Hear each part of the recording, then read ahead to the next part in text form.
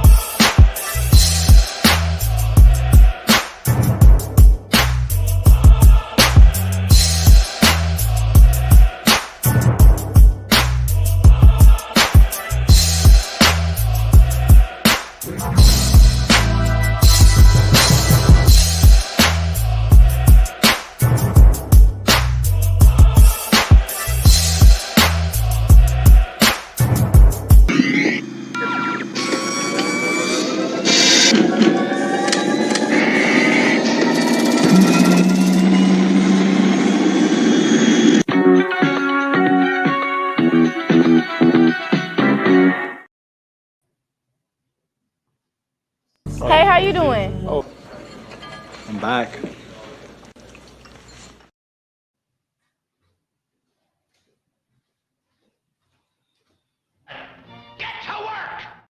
Step out. If you don't step out and assert yourself, so these motherfuckers can know who you're dealing with, you're gonna subject yourself to that. Right. So we have to always know what we're dealing with and let them know what they are dealing with.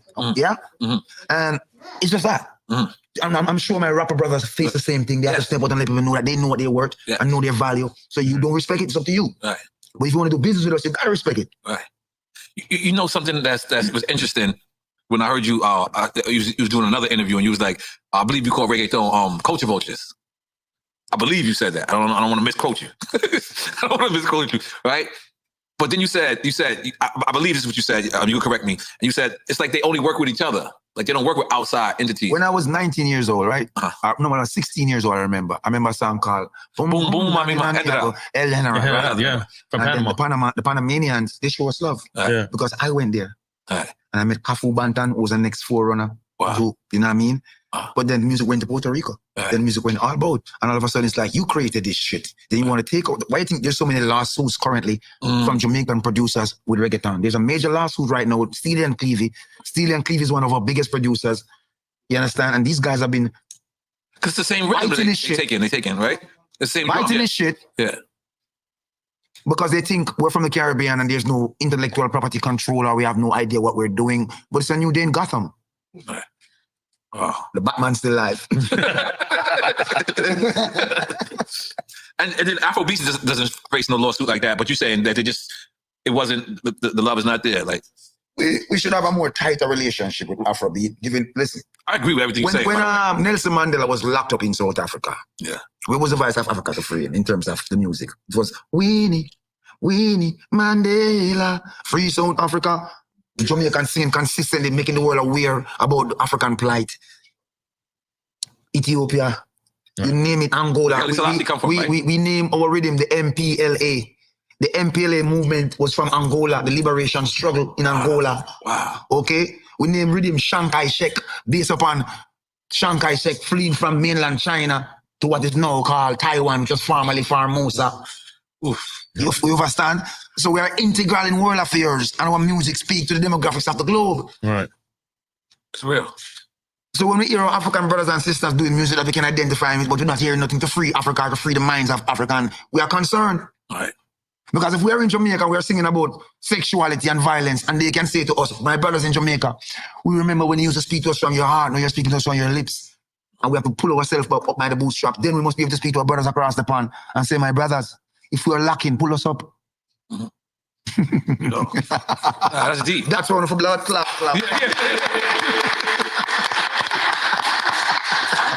That's deep because, since, like you said, handed out this boom, boom, boom, mommy, mommy. And then I've seen it's the same rhythm. I always heard, now this is me being a little bit in that section. I always heard them show love to Shaba. I heard them show love to you, and show love to other people who saw. But when you said, I think you said this, it was like, but they didn't work with us. And I was just like, damn, I didn't realize that. So did you hear a song with Buju Banton and El General? No. No. You are strong with Buju and El General? No. And you go along the list, the answer is no. I take Buju out of the equation. What about name somebody else? Sean Paul has something with Karate G. Well, you know they went to the same karate school, right?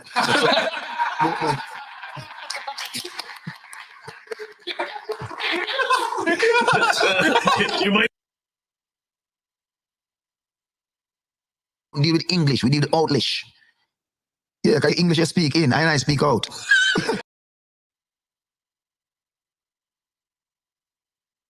Well, you know they went to the same karate school, right? What about name somebody else? Sean Paul has something with Karate G. Well, you know they went to the same karate school, right?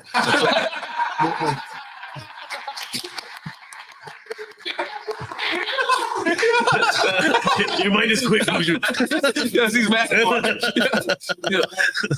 Nah, but the reality exists. That is not present. There's none in the archives. Right. And I'm talking something frivolous. I'm not capping. Right. Nah, Go no, do your you're research. Yeah, no, you're right. You're right. So, I mean, if someone come from Africa and they say Buju, like I've done song with Salif Keita. I've done song with several African collaborations.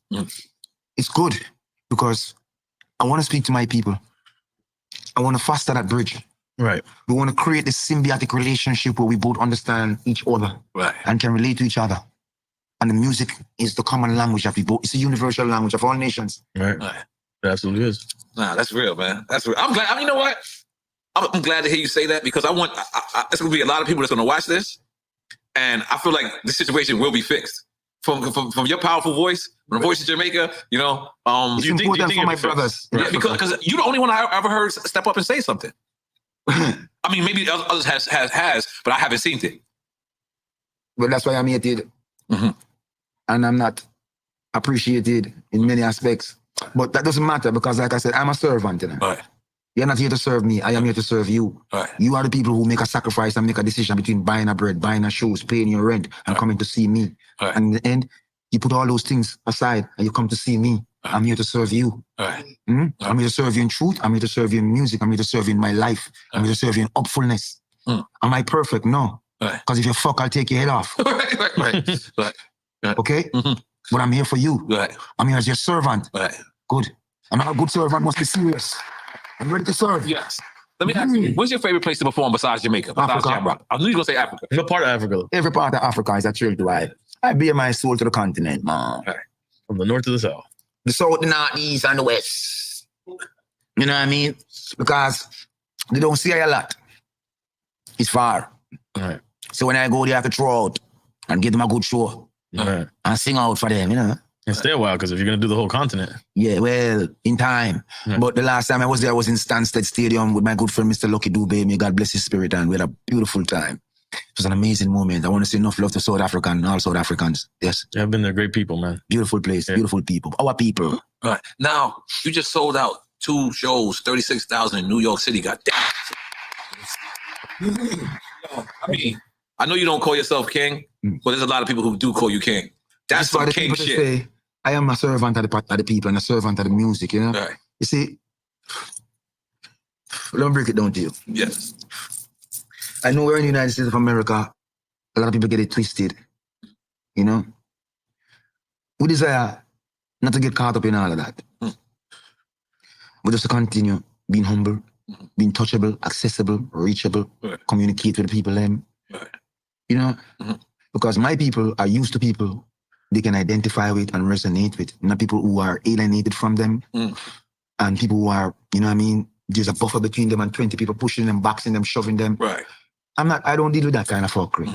You know what I mean? Because the same people that my security go and push away, the same people that go and make sure I can pay him. Right.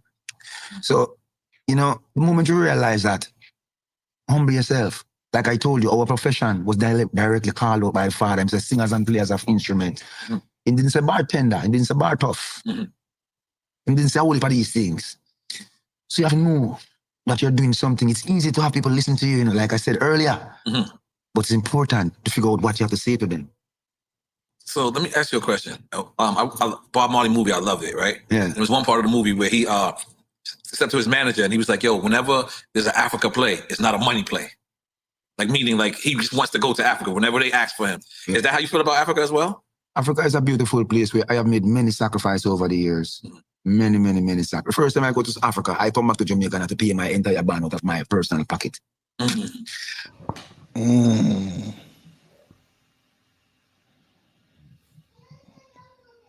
Pay attention, Africa.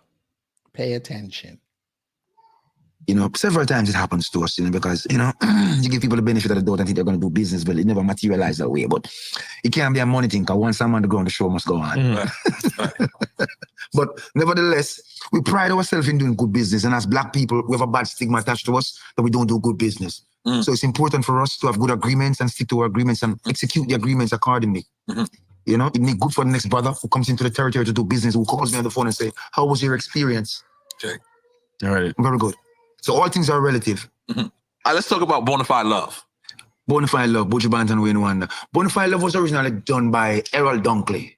And then it was done by Denry.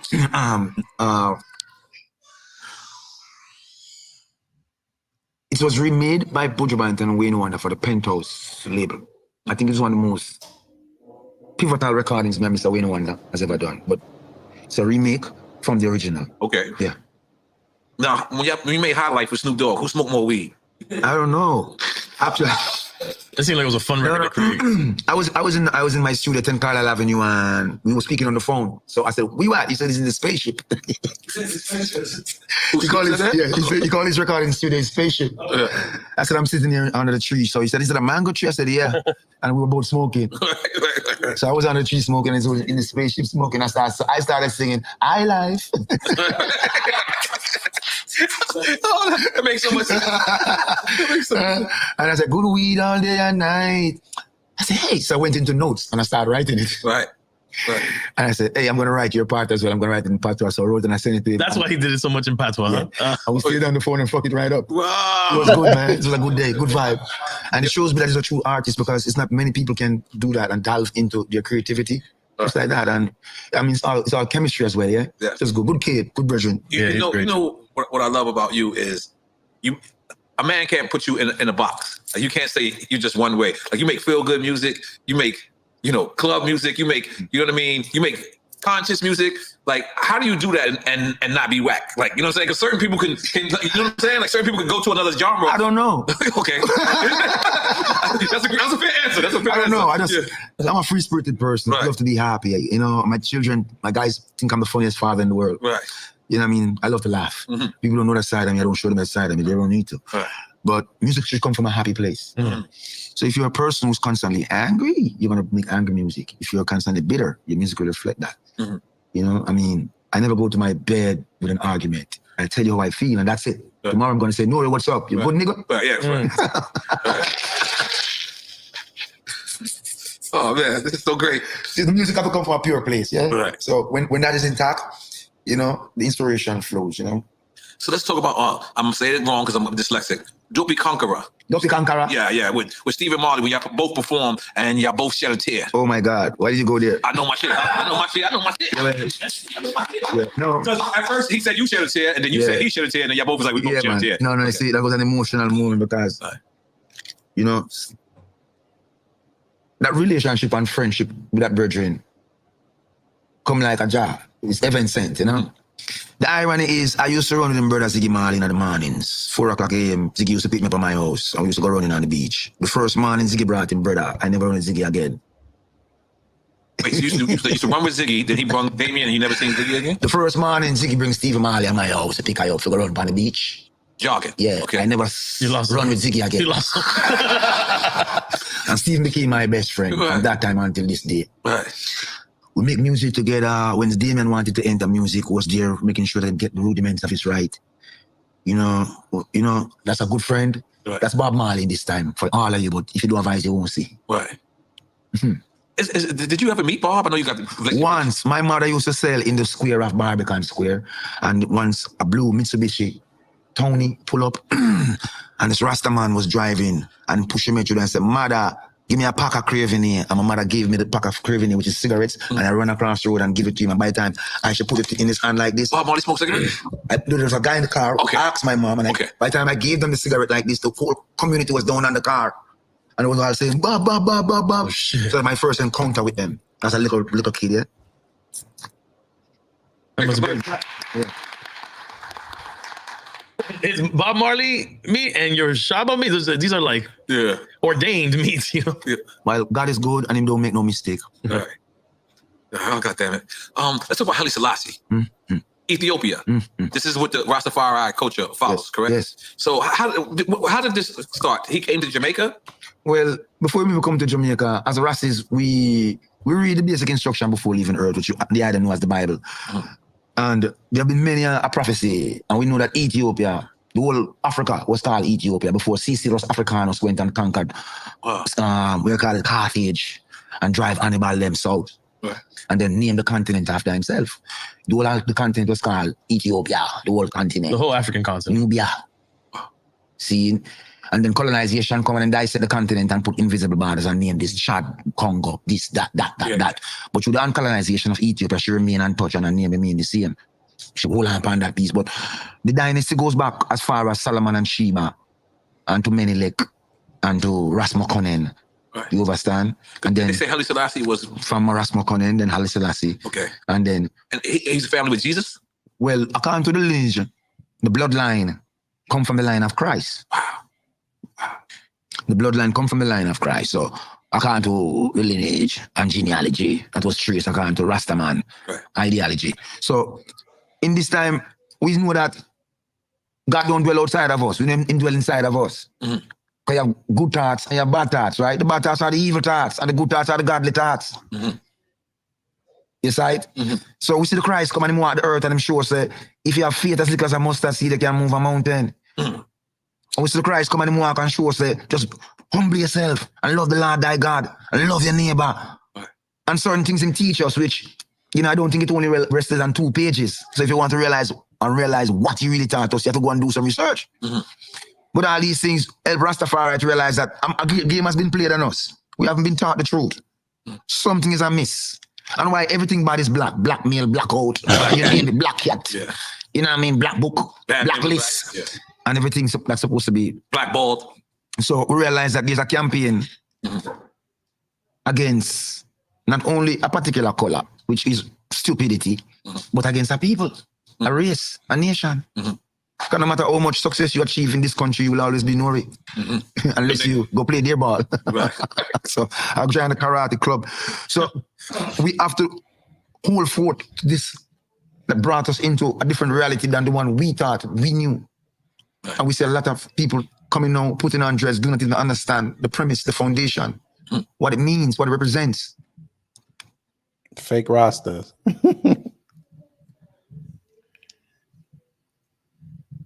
Rastafakians. They just love it because you get it's an excuse to smoke weed. But they're not gonna sit up there and have them conversations.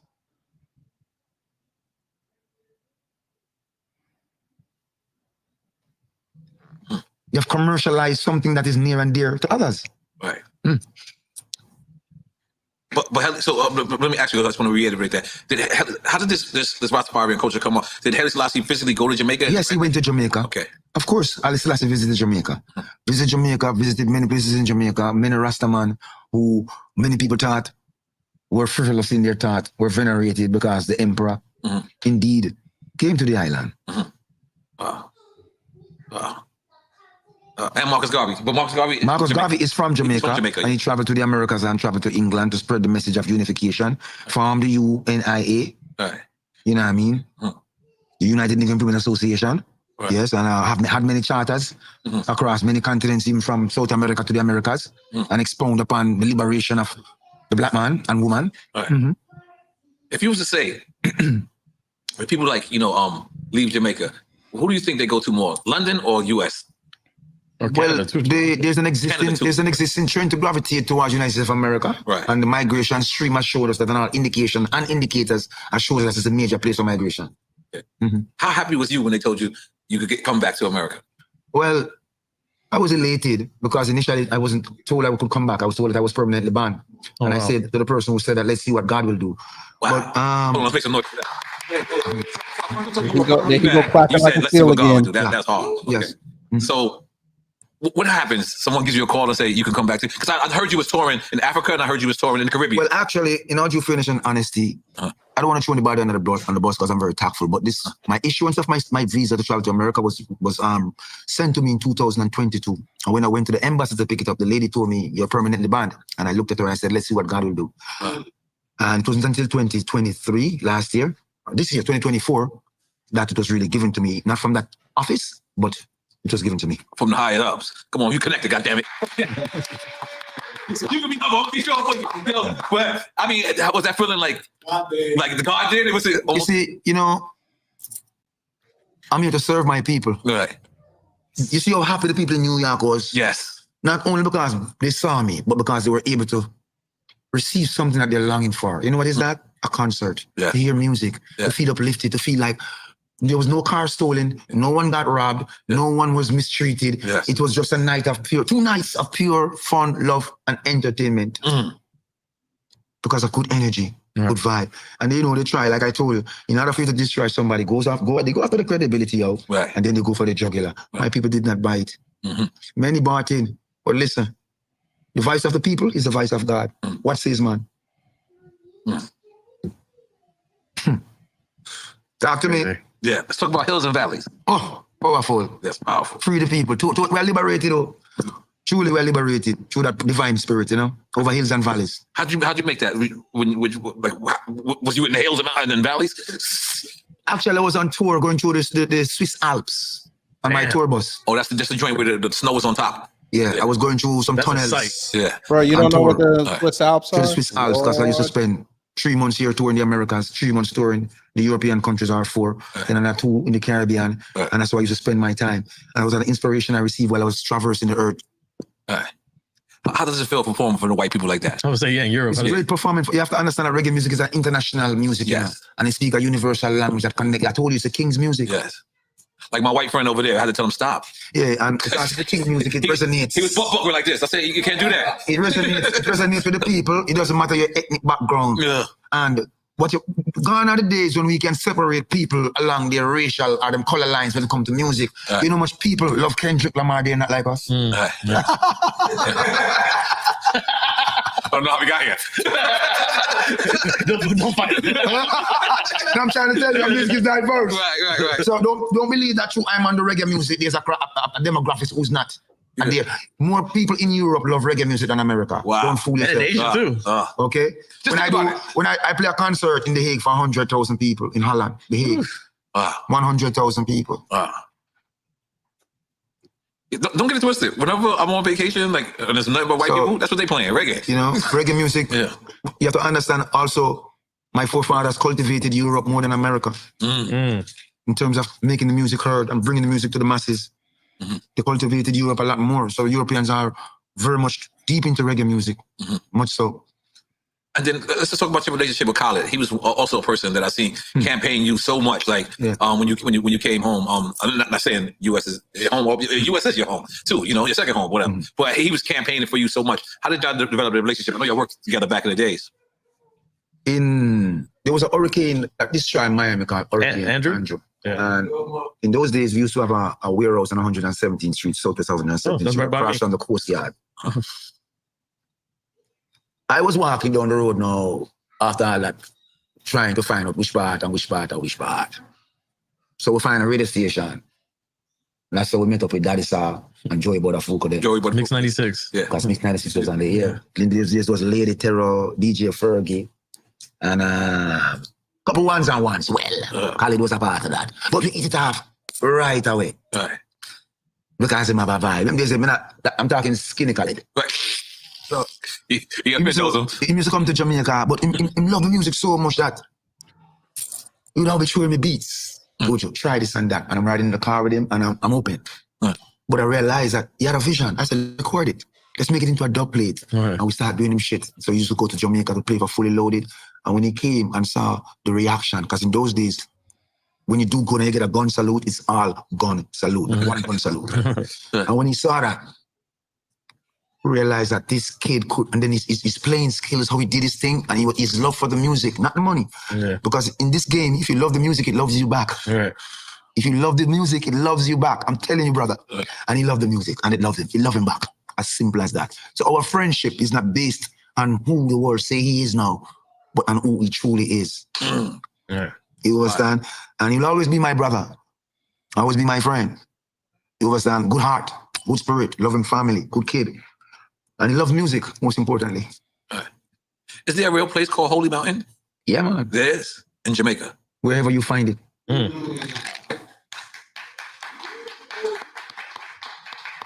Wherever you find it, brother. Yes. No, that's real. That's real. Driver! Don't stop at all. That record had New York City on the motherfucking, when that shit came on, driver! Yeah, that's my part. Driver! Like, I'm sorry, I heard it. It's not so aggressive. Driver! Don't stop at all. You have to finesse it. You won't get a driver. You're right past. I haven't liked this back there. So, but how'd you come up with that formula? Oh, I had a driver. You told him. One night I had to get to a studio. I was actually down here in Miami. So I was leaving from my house in Fort Lauderdale to get to the studio, and I had a driver. I'm gonna tell him, push it, let's go. And by the time I got to the studio, I was singing driver. So I put my program that I was going to do on hold and sent to Jamaica on the phone to get the rhythm from the taxi to make the demo and fly home the next day because I knew it was a smash. Wow. But I made the demo here. Yo, you one of the motherfuckers that write about anything. Yo, that's crazy. I would have never thought that at all. Yeah. Yo, make some noise for that. Yeah, music is real. Yo, that's real. Music is real. That's real. Holy shit. Okay. We ain't speak about this yet. What? Walk Like a Champion. No, that's the girl's favorite. Such a classic record, man.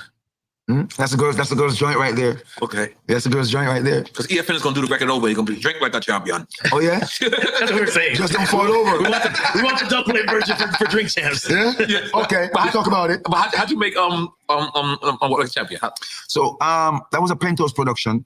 Okay. Came to the studio one day, and there was this guy sitting down with a bass on a stool. So his name is Leroy Sibley, a very famous singer from the group called the Heptones, but he's also a bass player. And he was singing a song. Can't remember the song. Excuse me.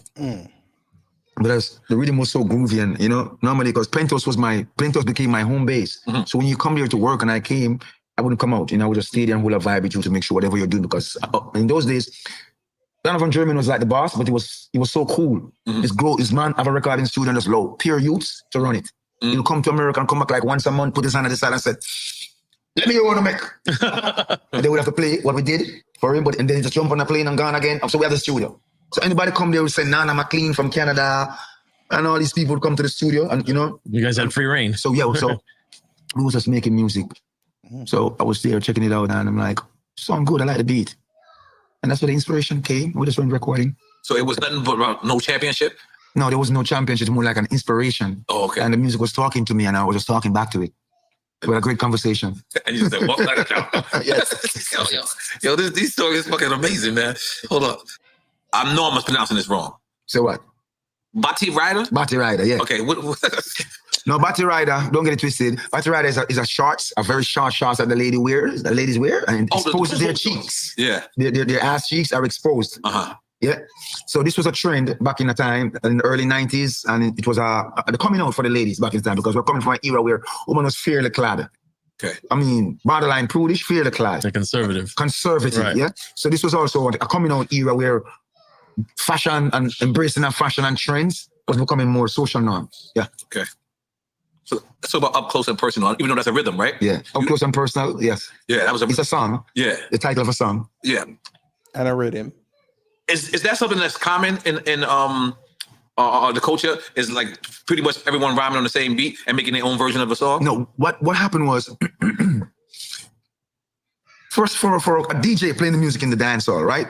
The producer now has to put his mind, think about them. He has to think about them. So you put this hot song on this beat, but there's only one song. If the selector and the guy who's playing the music have 4 songs to keep the juggling going, that's such a dynamic. So we try to give them more play. So that's particularly for the club? Yes. So the guys, because even now, when I make music, I try to make music that I have 3 and 4 songs on the beat, so the selector can get a grace. Because when you go one song, sometimes it's just difficult for them. Just play this one song and move on to something else. Right. But if there's what you call a juggling, You can play this, play that, mix that in, and then go, you know what I mean? So you make it more, but I don't think no one is doing that anymore either. I don't know what's going on with that. You think that like died in the late 90s? No, I mean, there's a new trend happening now and new innovations are taking place. I mean, let's face it, we're not 19 anymore, we're not 20 anymore. Those who are 19 and 20 now, they're seeing the music through different lens. Right. So there's a paradigm shift, obviously. So we have to hope and pray that they catch the bull by the horns and integrate some of the good things that and literally seeing it through a new lens. Everybody's their phone and lens. Absolutely, literally. Right. So, you know. When you said you DJ'd earlier, you talking about DJ? No, the word DJ is always misconstrued in America. Right. But the guy who played the music is called a disc jock. We in Jamaica say a selector. Right. No, the guy who owns the whole mic and rap like I do is called a DJ. That's what MC to us, right? And that's an MC to you. Yeah. Okay. That's crazy. Can you DJ right now? I'm on DJ all the time, man. You can? Yeah, man. Yeah? You can rock a party right now. Yo, that one the too thin. That one the too slim. That one the kind of overweight. That one the too. Yo, that one.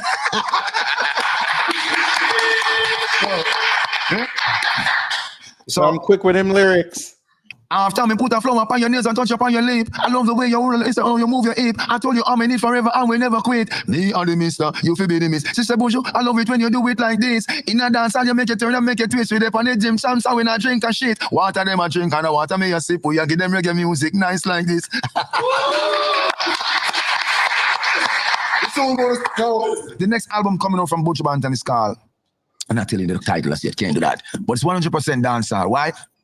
I haven't given the massive any dancehall music since I came home. And, you know, them need it. Them if you know so Gargamel is still the Gargamel.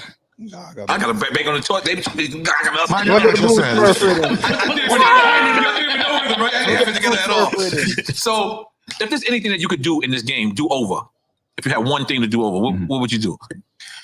You know, if I had one thing to do over, I would have smacked that mother. I'm sorry. I wasn't ready. I wasn't ready. I'm joking.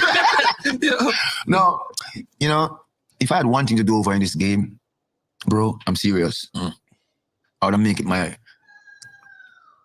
earnest duty to make sure these motherfuckers know that dancehall is here to stay forever. Woo.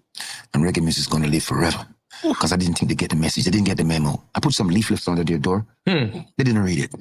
And that's one of my biggest regrets because I know a lot of people, right? They see this music. They love it. They want to get close to it. But we've never been given the mainstream. You never hear us in no heavy rotation unless we're selling out and singing like we're some guys from Disney. You know what I mean?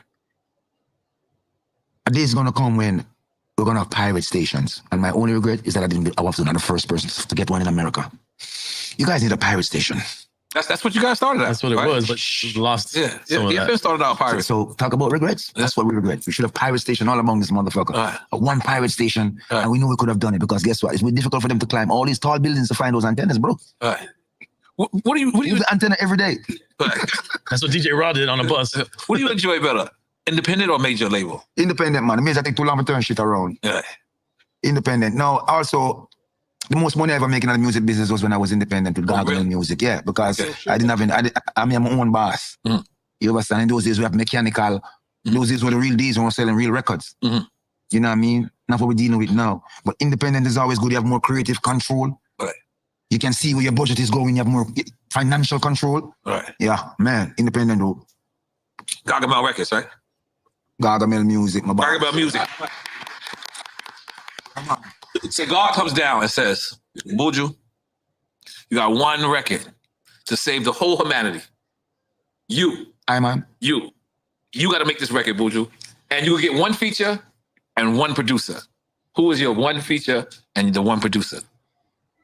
First and foremost, don't blaspheme. Say an angel come down. But I went choose my feature in a creation. You know, his brother named Stevie Wonder. Him do a thing back in that time. Yes. You know, him can't see. Him can't fool me. That's what we say here at Think Chat. Him do a thing with Bob. Him do a thing. We have stories all day. People say him do a thing. Call. So you pick Stevie Wonder for the feature. Huh? What's that song called? Da da da da da da. Da, da. Oh, no, you guys are not into music. I'm not telling you. I'm trying to think. Baby, tell me that tears pick up. Body every time you that you. Baby, I'm gonna tears me up. Don't get it yet? Sound like Stevie Banton. All right, you guys are so slow. Master Blaster, guys. So the Master Blaster, right? That's Okay. That's the Master Blaster. It's called the Master Blaster, right? By Stevie Wonder. It's one of my favorite.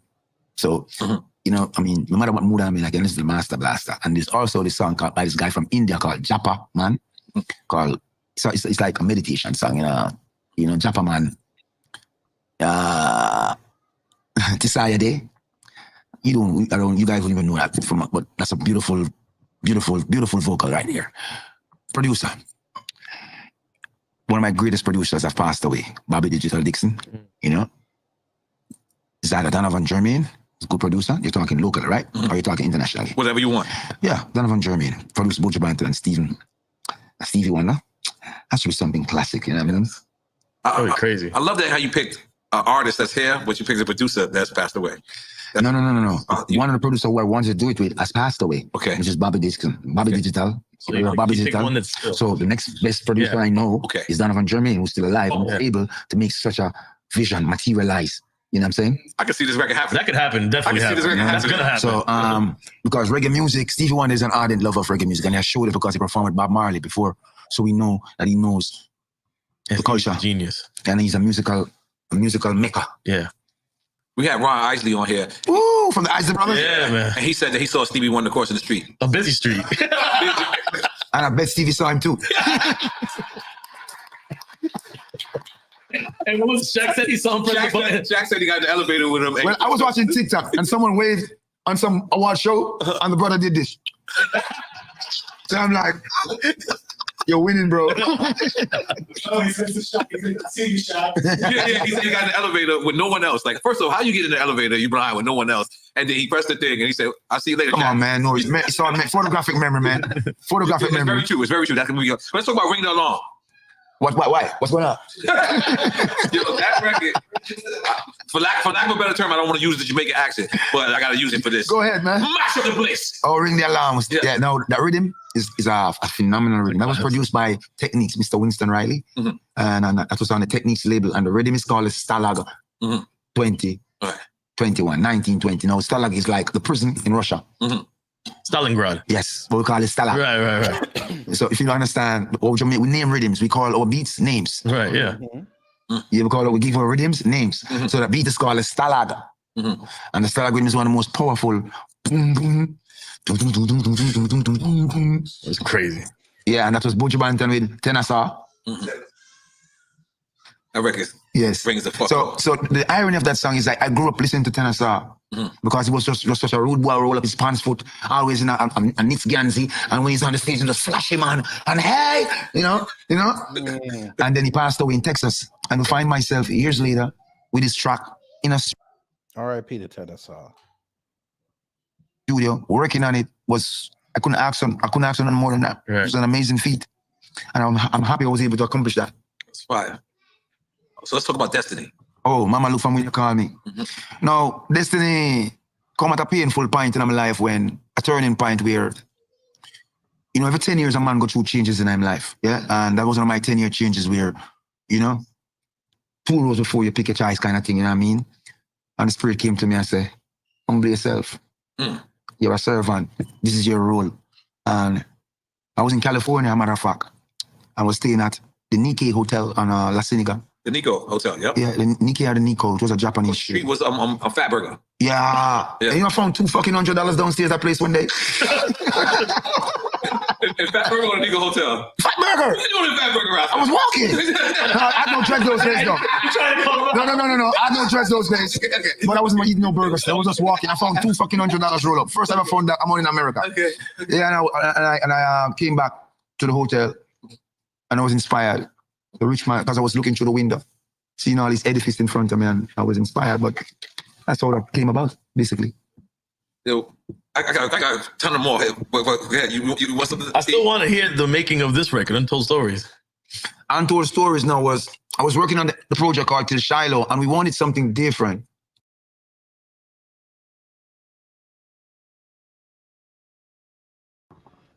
All right, fam. I think you got the general gist of it. I just wanted to finish off that last piece. That was fun. So what I'm going to do is that stream and this one, we'll just put it together and it'll be a premiere. And I'll do it also with the Mark Lamont Hill versus Uncle Hotep piece because I did that in between that Trump space. I'll upload that as a straight through premiere. So that'll be up by later this week. So I'm going to go cook dinner. You're probably going to go back to work or get ready to go get your kids and, you know, enjoy Tuesday evening. Get ready for Black Alpha. So we're going to end the stream here. Hopefully you learned something. If you did, I've done my job. If not, I'll try to be better next time. Y'all take care, stay safe, and you know what to do when the agents of chaos come to mess up your existence. Lot of mercy. Wait around, yep. Smart, yeet, and get out.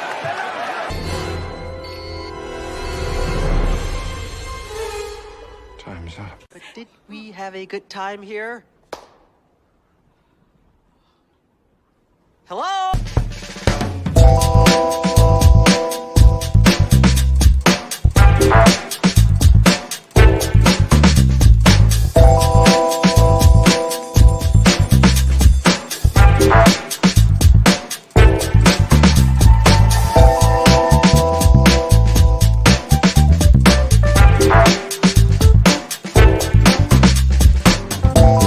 At the end of the day gotta end.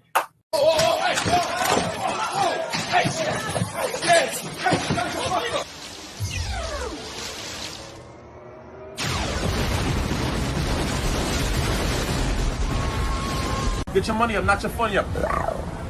Big fucking move. That's it. We deal with English. We deal with Outlish. Yeah, because English you speak in, and I speak out.